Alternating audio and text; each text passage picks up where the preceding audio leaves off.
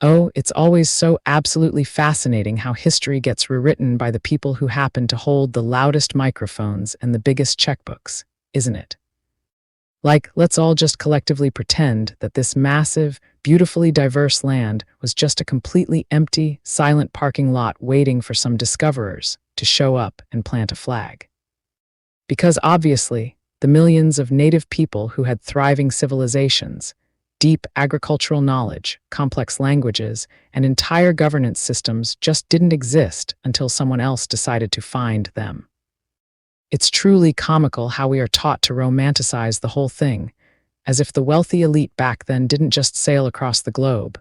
look at everyday regular human beings minding their own business, and think, hey, this looks nice. I think I'll just claim total ownership over this entire continent and completely wipe out anyone who objects.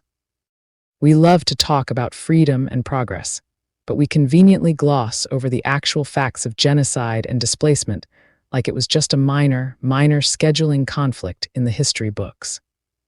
It's wild how the descendants of the actual first Americans, the original people who were literally here living in harmony with the earth before anyone else even knew it existed, are so often treated like an afterthought in their own homeland, while the rest of society acts like the concept of wealth and property lines fell straight out of the sky. You really have to admire the sheer, unadulterated confidence it takes to walk into someone else's house, take everything out of the fridge, kick them down to the basement, and then expect a thank you note for bringing civilization to the neighborhood. Grounding ourselves in actual reality for a second might be a little bit uncomfortable for some people. But honestly, ignoring the absolute truth of who was here first doesn't change the foundation of how these countries were actually built by the wealthy at the expense of regular people. Those who love stalking pages to attack with laughing faces. You can save the laughing faces because I was not searching for your approval or opinions. Oh, because nothing says spreading the love and peace of a spiritual savior. Quite like showing up with weapons, chains, and a massive, insatiable hunger for everything someone else owns, right? It is just so deeply inspiring how the colonizers managed to rewrite history to look like they were doing everyone a massive favor while they were busy stealing literally everything that wasn't bolted down: the land, the gold, the food, and oh yeah, just casual things like an entire people's identity and freedom. Like, imagine the sheer, unmatched confidence it takes to sail across the ocean, walk into someone else's home, throw them into chains for hard labor on their own territory, and then tell them they should be deeply grateful because now they get to hear about a version of Jesus that miraculously only cares about keeping them enslaved and submissive. It is truly a masterclass in psychological warfare how they used a distorted, weaponized religious doctrine to shame and humiliate the very people they were actively destroying, making sure the first victims of these false teachings were too busy looking up at the sky to notice that their actual reality was a living nightmare of violence, genocide, and the systematic abuse of their women. We are supposed to look back at these historical figures like they were these brave, noble visionaries. But if we actually ground ourselves in reality for 2 seconds without the sugarcoating, it is incredibly obvious that they were just everyday regular thieves and colonizers hiding behind a cross so they could justify wiping out entire civilizations for profit. It's wild how people still get so deeply uncomfortable when you point out the absolute, undeniable truth of how these countries were built, acting like the physical and emotional trauma inflicted on the original inhabitants was just some minor historical footnote instead of a massive, calculated crime that stripped human beings of their basic dignity while using a stolen religion as the perfect cover story. But hey, let's all just keep pretending it was a peaceful cultural exchange and ignore the heavy chains, because looking at the raw, honest facts might mess up the pretty picture everyone loves to paint about the past. Those who love stalking pages to attack with laughing faces. You can save the laughing faces because I was not searching for your approval or opinions. Oh, because obviously, when the colonizers realized they were running out of native people to exploit and destroy, The most logical, civilized next step was to kickstart an entire global slave trade, because heaven forbid the wealthy elite actually have to do a single day of hard labor themselves. Right. It is truly mind-blowing how we are expected to read our history books and just casually gloss over the fact that millions of black human beings were packed into ships like cargo and treated worse than cattle, all to build the entire infrastructure of this modern world for absolutely $0. Zero breaks and zero basic human decency. Let's really sit down and reflect on the sheer, terrifying reality of being forced to work under the blistering sun for 24 hours straight without a single drop of water or a crumb of food until the end of a shift, while the people who called themselves masters sat in the shade holding a whip in one hand and a weaponized Bible in the other. And of course, because they needed a way to keep these incredibly strong, kind, and humble people from rightfully rebelling against this absolute nightmare, they just casually invented a customized, blue-eyed, blonde-haired version of Jesus, whose entire divine purpose was apparently to preach that being a submissive, terrified slave was the ticket to a better life in the next world. It is a total masterclass in psychological manipulation, how they used the fear of this false, rewritten deity to completely control and emotionally break people who were just trying to survive the unimaginable horrors of generational trauma, physical abuse, and total erasure. We love to talk about how advanced and glorious early society was, but if you look at the raw, honest facts without the pretty sugarcoating, it is completely undeniable that the foundation of everything we see today was built on a massive, calculated crime against humanity, where history was rewritten over and over again by the winners to make themselves look like heroes. It is just so wildly ironic how the very groups of people who are targeted with so much division and hatred today are the descendants of the ones who literally sacrificed everything, endured the most brutal conditions imaginable,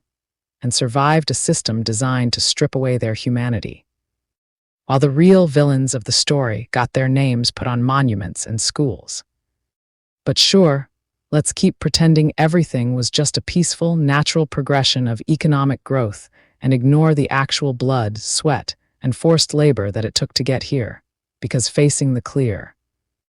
uncomfortable truth of how the wealthy elite manipulated religion to enslave entire populations might actually force people to wake up and see who the real victims always were. Those who love stalking pages to attack with laughing faces.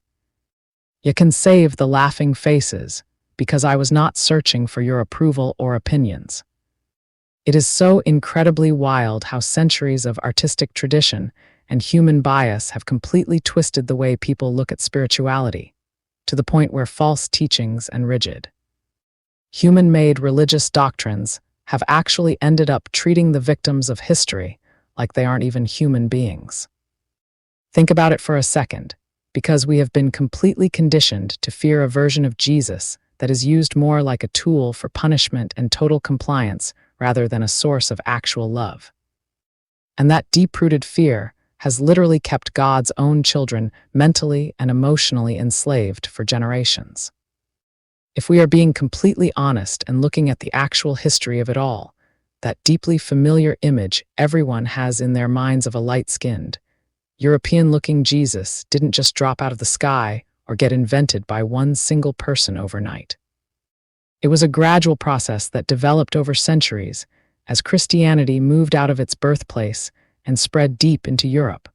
where local artists naturally started painting and sculpting Jesus in ways that perfectly reflected their own specific cultures, faces, and audiences.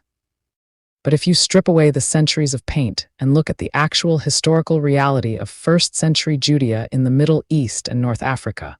where Jesus actually walked, lived, and breathed, he was a Jewish man who would have had darker skin, brown eyes, and distinct Semitic features that looked absolutely nothing like the paintings hanging in Western churches today. As the faith expanded into the Roman Empire and eventually across the European continent, artists just did what humans always do. They portrayed him with the physical features common to their own local populations. And by the time you get to the Middle Ages, and especially the massive artistic boom of the Renaissance, this European image became the absolute law of the land through incredibly influential, powerful works by legendary artists like Leonardo da Vinci and Michelangelo, whose iconic paintings and sculptures were completely based on European ideals of beauty, power, and familiarity rather than any kind of actual, objective historical accuracy. Now, in the very beginning, this wasn't necessarily about pulling off some massive, malicious modern deception. It was honestly just about making these sacred religious figures look relatable and comforting to the local communities who were looking at them. But over hundreds and hundreds of years of repeating these exact same images over and over again, it completely solidified into what society now recognizes as the white Jesus. And then, when you factor in the brutal centuries of European colonial expansion and global conquest, this specific imagery was aggressively reinforced and spread all across the globe, where it was heavily used, whether intentionally or not, as a psychological weapon to support cultural dominance, validate European authority, and make colonized populations feel inherently inferior to the image of the divine. Historically and factually speaking, there is literally not a single description in the entire Bible that supports a European appearance at all. And if you actually read passages like Isaiah 53:2, it explicitly emphasizes that the Messiah would have no special beauty or physical majesty to make him stand out from anyone else, while the symbolic language used in Revelation 1:14-15 describes hair like white wool and feet like burnished bronze, which has been interpreted in so many different ways over time. The real, undeniable truth that we all need to reflect on is that Jesus' physical skin color and facial features were never, ever supposed to be the focus of the message in the first place, but rather his actual life, his revolutionary teachings, his ultimate sacrifice, and his true identity as the Son of God. When you finally take a step back and understand exactly how heavy cultural and political influences completely reshaped his image for the benefit of the powerful, it actually helps you separate historical reality from mere artistic tradition, allowing regular people to break free from the fear and see the core of the faith for what it was always meant to be, without letting false doctrines strip away anyone's humanity or dignity ever again.